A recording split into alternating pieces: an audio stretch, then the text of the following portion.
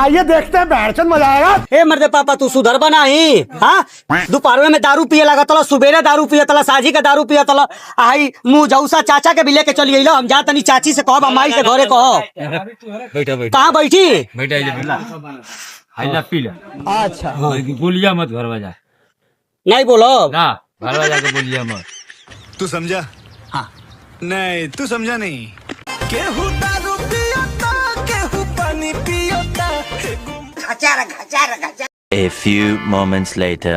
चाचा लक्ष्मण हौआ बाबूजी बालराम जैसन बाल लोग भगवान जैसन। चाचा एक पैकौड़ी पियावो ना।